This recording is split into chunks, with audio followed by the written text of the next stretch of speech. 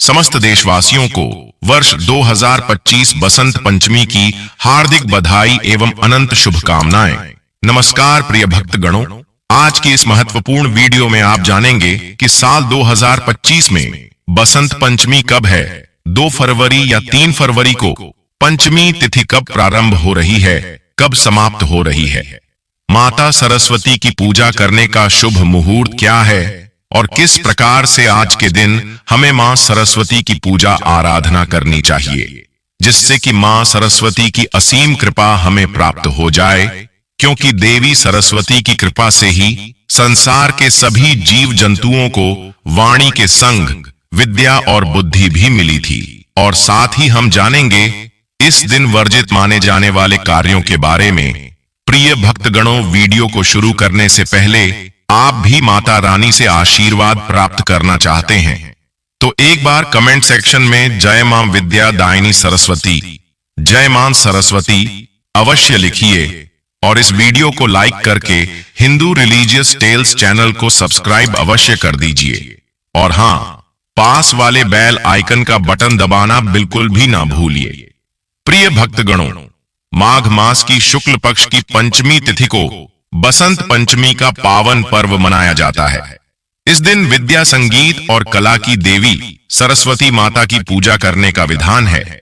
सनातन धर्म में मां सरस्वती की पूजा अचूक मानी गई है, क्योंकि इनकी कृपा के बिना बुद्धि विद्या का आशीर्वाद ही नहीं मिलता। इसलिए मां सरस्वती की पूजा सबके लिए अत्यंत आवश्यक होती है, विशेषकर छात्रों के लिए, कला से जुड़े हुए लोगों के लिए, या फिर जो लोग ज्ञान प्राप्त करना चाहते हैं, स्मरण शक्ति में वृद्धि चाहते हैं, माता सरस्वती की असीम कृपा पाना चाहते हैं, उनके लिए मां सरस्वती की पूजा करना बसंत पंचमी के दिन अत्यंत आवश्यक होता है। तो यह दिन सनातन धर्म में अत्यंत श्रेष्ठ और महत्वपूर्ण होता है। बसंत पंचमी को श्री पंचमी, सरस्वती पंचमी, सरस्वती पूजा के नाम से भी जानते हैं। तो धर्म ग्रंथों के अनुसार बसंत पंचमी के दिन ही प्रेम के देवता कामदेव और उनकी पत्नी रति की भी उपासना करने का विधान है। एक पौराणिक कथा है जिसके अनुसार देवी सरस्वती ने जब भगवान श्री कृष्ण को देखा तो वो उनके रूप पर अत्यंत मोहित हो गई और पति के रूप में उनको पाने की इच्छा करने लगी। और जब भगवान श्री कृष्ण को इस बात का पता चला तो उन्होंने कहा कि वह तो राधा के प्रति समर्पित है।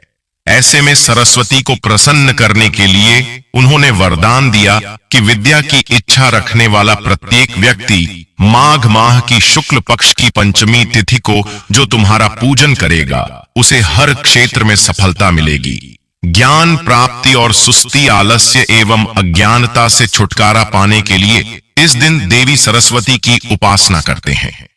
कुछ प्रदेशों में आज के दिन शिशुओं को पहला अक्षर भी लिखना सिखाया जाता है।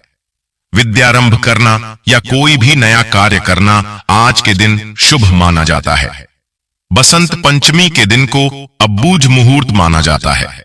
कोई भी कार्य आप बिना पंचांग दिखाए कर सकते हैं, इतना शुभ दिन होता है बसंत पंचमी का दिन।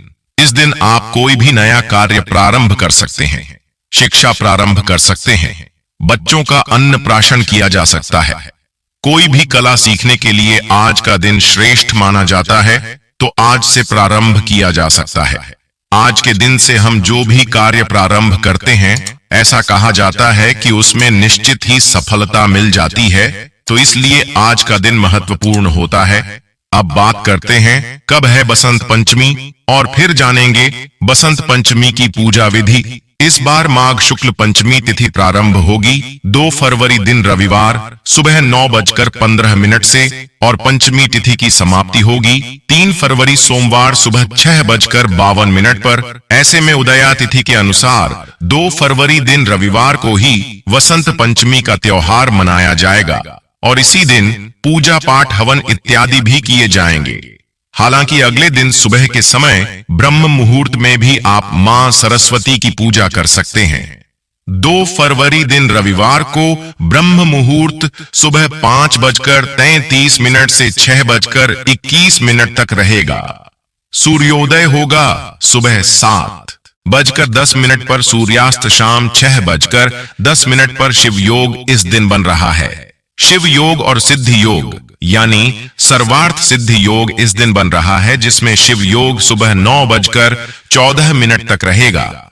बाद में सिद्धि योग रहेगा। राहु काल शाम 4:30 से 6 बजे तक रहेगा। और इस बार वसंत पंचमी के दिन ही भद्रा भी लग रही है। भद्रा शनिवार रात 10:26 से शुरू होकर रविवार सुबह 9:14 पर समाप्त होगी। वसंत पंचमी पूजा का शुभ मुहूर्त सुबह 7:09 से दोपहर 12:35 तक रहेगा। तो आप इस मुहूर्त के अंदर मां शारदे की पूजा करके उन्हें भोग लगा सकते हैं। भजन कीर्तन या कोई भी उपाय कर सकते हैं। क्योंकि इस दिन अबूझ मुहूर्त रहता है, इसलिए भद्रा हो या कोई भी अन्य अशुभ मुहूर्त हो, वो इस दिन कारगर नहीं होते हैं। इस बार भद्रा का वास मृत्यु लोक में है। माना जाता है कि अगर मृत्यु लोक पर भद्रा का वास होता है तो वह पृथ्वी लोक पर लोगों के लिए कष्टकारी हो सकती है। अब ऐसे में जो लोग भद्रा का बहुत ज्यादा विचार मानते हो, तो वह भद्रा काल के समय को छोड़कर जो भी शुभ मुहूर्त प्राप्त होता हो, उसके अंदर अंदर पूजा कर सकते हैं। मां सरस्वती को वाणी की देवी माना गया है, इसलिए वसंत पंचमी के दिन भूलकर भी गलत व्यवहार नहीं करना चाहिए और गलत वचन किसी को नहीं बोलने चाहिए। इस दिन मां सरस्वती की पूजा करने के बाद ही कुछ ग्रहण करना चाहिए। तब तक आपको उपवास रखना चाहिए। अगर संभव हो तो दिन भर भी उपवास आप रख सकते हैं। इसके अलावा लहसुन, प्याज, मांस, मदिरा का सेवन इस दिन नहीं करना चाहिए। किसी से बात करते समय झूठ नहीं बोलना है। जो लोग खास तौर पर आज के दिन झूठ बोलते हैं, उनसे विशेषकर मां सरस्वती जी नाराज हो सकती हैं। भूलकर भी इस दिन कॉपी किताब के पन्ने नहीं फाड़ने चाहिए और खास तौर पर जो भी पढ़ाई लिखाई के काम में आने वाली चीजें हैं या संगीत कला से जुड़ी हुई जो भी सामग्री है, उन्हें आपको घर से बाहर नहीं फेंकना चाहिए। जैसे जैसे कि कुछ लोग जो सामान खराब हो जाता है उसे बाहर फेंक देते हैं, या जो पुरानी फटी पुरानी किताबें होती हैं उसे रद्दी में बेच देते हैं। तो आज के दिन आप यह काम बिल्कुल न करें। पूजा करते समय खुले सिर से पूजा नहीं करनी चाहिए। सिर पर पीला रुमाल ढकें या फिर पीली चुन्नी भी ढककर आप पूजा कर सकते हैं। पेड़ पौधों को इस दिन बिल्कुल भी नुकसान नहीं पहुंचाना चाहिए।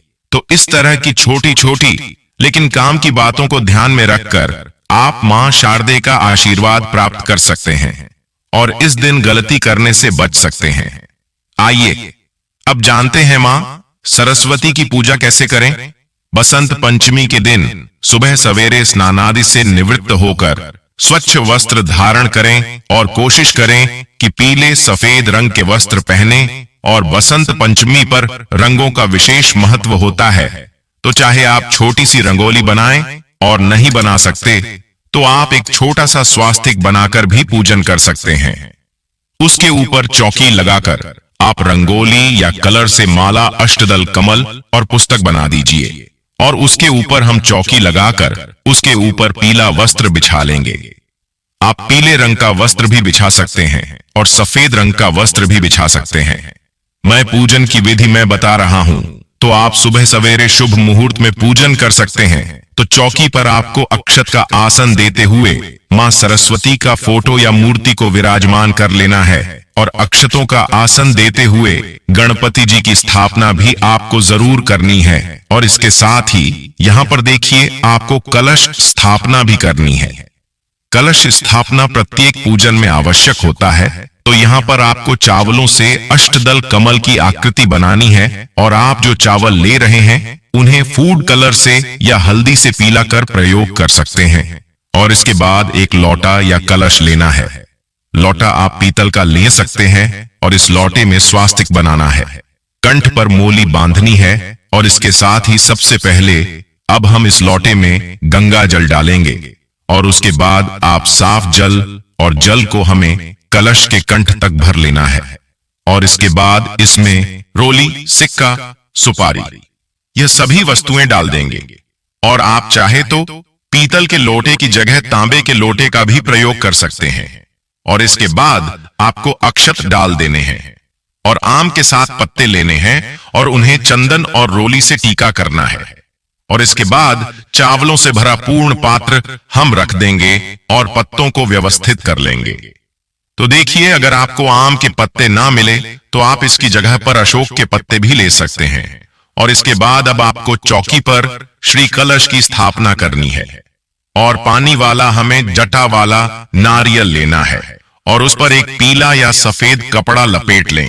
और अगर आपके पास पीला या सफेद कपड़ा ना हो तो आप नारियल पर कलावे को भी लपेट सकते हैं, क्योंकि कलावा जो होता है वह एक तरह से वस्त्र ही माना गया है। कच्चे सूत से निर्मित होता है और नारियल का जो मुख है वह आपको अपनी ओर, यानी कि पूजा करने वाले स्थान की ओर नारियल का मुख रखना है।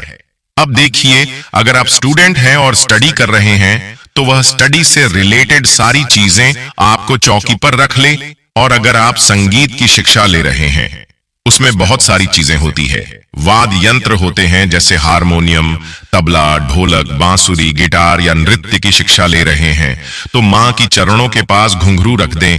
आप हिंदी की बुक, संस्कृत की पुस्तक रख सकते हैं, क्योंकि देखिए, संस्कृत जो है वह हमारी देव भाषा है और हिंदी जो है वह हमारी मातृभाषा है। तो ये 2 किताबें तो आप जरूर रखें। इसके अलावा आप जिस भी सब्जेक्ट में वीक है उसकी बुक आप रखें और अपने पेन, पेंसिल, ये जो भी आप रखना चाहते हो चीजें रख सकते हैं। और साथ में पूजा की जो चीजें होती हैं जो हमारी आराधना को ईश्वर तक पहुंचाती हैं, ऐसे घंटी, शंख, बांसुरी, इन चीजों को भी आप चौकी पर रखिए। अब आपको दीपक प्रज्वलित करना है और इसके बाद गंगा जल और फूल की सहायता से स्नान की भावना से सभी को हम जल का छींटा दे देंगे। और जिस प्रकार से स्नान के बाद वस्त्र पहने जाते हैं, ठीक उसी प्रकार से गणपति जी को हमने वस्त्र पहनाने हैं। या वस्त्र नहीं है तो कलावा बांध सकते हैं और इसके बाद जनेऊ अर्पित कर देंगे। अगर जनेऊ नहीं है आपके पास तो आप कलावे को भी 5 या 7 बार लपेटकर जनेऊ देने की भावना से गणपति जी को अर्पित कर सकते हैं। और इसके बाद मां सरस्वती को पीली चुनरी भेंट करें। आप पीली या लाल चुनरी पहनाएं। आप मां को पीली, लाल, किसी भी रंग की चुनरी भेंट कर सकते हैं। और अगर चुनरी ना हो तो आप वस्त्र की भावना से कलावा ही अर्पित कर दें और पुष्पों की सुंदर मालाएं अवश्य लेकर आए। मां सरस्वती को अर्पित करें। अब इसके बाद गणपति जी को पुष्प और माला अर्पित करें। मां सरस्वती को अर्पित करें, कलश देवता को और विद्या से संबंधित सभी चीजों को। और मां के जो वाहन है, हंसराज, पुणे, और मां के चारों हाथों में, 2 हाथों में तो वीणा होती है उस पर, और एक हाथ में स्फटिक की माला होती है और चौथे हाथ में वेद ग्रंथ होते हैं। तो सभी को चंदन, रोली, अक्षत समर्पित करते हुए टीका कर लेंगे। तो देखिए, बसंत पंचमी का जो दिन है वह इतना अधिक पावन होता है। शायद ही आप यह बात जानते होंगे कि श्री रामचंद्र जी बसंत पंचमी के दिन माता शबरी के आश्रम में गए थे। और बसंत पंचमी के दिन से शिक्षा का शुभारंभ करने से व्यक्ति बुद्धिमान और ज्ञानी और कला पारंगत बनता है। और आपने देखा भी होगा, कभी किसी चीजों की शिक्षा जब शुरू की जाती है तो हमेशा मां सरस्वती की पूजा की जाती है। तो बसंत पंचमी का जो दिन है वह सभी प्रकार के शुभ कार्यों के लिए बहुत उत्तम माना जाता है। अब इसके साथ ही मां को हम कुछ मोर पंख भेंट कर देंगे। आपके पास 1, 2, 3 जितने भी मोर पंख हों, आप मां को जरूर भेंट करें। अब इसके साथ ही गणपति जी को यहाँ पर लाल गुलाब का फूल और दूब घास को अर्पित करना है। और जैसा कि मैंने बताया, मां सरस्वती को पीला और सफेद रंग अति प्रिय होता है।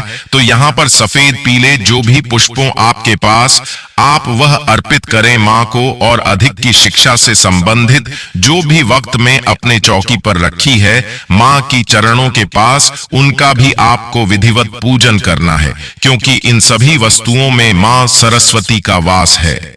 और जैसा कि हमारे भारतवर्ष में और बचपन से भी हमें यह चीज सिखाई गई है कि पुस्तक पर अगर गलती से पैर लग जाए तो तुरंत झुककर पुस्तक को नमन कर लेना चाहिए। तो इस प्रकार से अब हम मां को कुछ श्रृंगार की सामग्री भी भेंट कर देंगे। और इसके साथ ही देखिए, भोग में हमारे यहाँ बसंत पंचमी के दिन पीले मीठे चावल बनते हैं और किसी किसी के यहाँ पीला हलवा बनता है।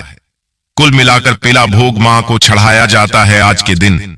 और इसके साथ ही हरे पीले जो भी ऋतु फल वह आपके पास उपलब्ध हों, जैसे बेर, अमरूद, केला, पपीता, यह फल भी आप अर्पित करें मां को। और साथ ही जल का भोग रखें। और इसके साथ ही गांठ वाली जो हल्दी होती है, चाहे वह सूखी हो चाहे ताजी हो, जैसे अदरक आती है उस टाइप की आती है, यह भी आप अर्पित करें मां को। और इसके साथ ही मुख शुद्धि के लिए यहाँ पर लौंग, इलायची और बताशा आपको अर्पित करना है। अगर हो सके तो आप मां को पान अर्पित करिए। और इसके बाद देखिए, अब हम मां को अबीर और गुलाल अर्पित करेंगे। आप डायरेक्टली मां की प्रतिमा पर भी लगा सकते हैं, पर फूल में गुलाल और अबीर लगाकर उन्हें अर्पित कर सकते हैं। इसके साथ ही अब मां को कुछ दक्षिणा अर्पित कर देंगे। आप दक्षिणा जरूर अर्पित करें। इससे पूजा में अगर किसी भी प्रकार की कोई कमी होगी तो वह पूरी हो जाएगी। अब देखिए, इसके बाद हमने जो दीपक प्रज्वलित किया था उस दिए से भी आप आरती उतार कर सकते हैं। आप चाहे तो अलग से भी दिया लगाकर आरती उतार सकते हैं। प्रेम पूर्वक गणपति जी की, कलश देव की, माता सरस्वती की और जो भी आपने चीजें रखी है सभी की आप प्रेम पूर्वक आरती उतार लें। और मां की आरती करते समय आप मां की वंदना भी गा सकते हैं। विद्यारंभम करिष्यामि सिद्धिर्भवतु में सदा है सबकी कामना पूर्ण करने वाली माता सरस्वती, आपको नमस्कार करता हूं। मैं अपनी विद्या ग्रहण करना आरंभ कर रहा हूं। मुझे इस कार्य में सिद्ध मिले।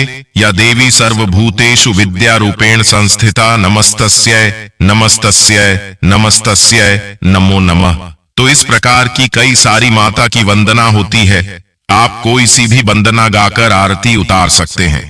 अब इसके बाद गंगाजल और फूल की सहायता से 3 बार चौकी के आसपास जल फिरा देंगे और समस्त पूजा का शुद्धिकरण आचमन कर लेंगे।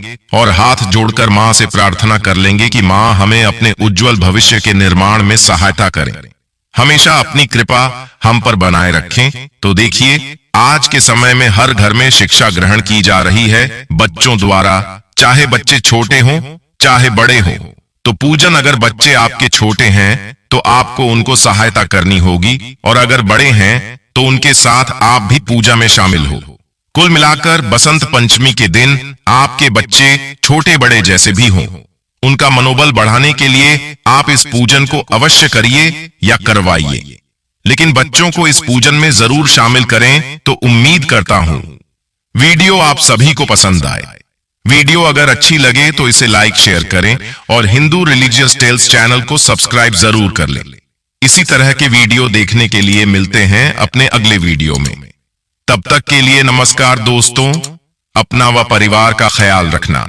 जय मां सरस्वती, जय श्री राम, हर हर महादेव।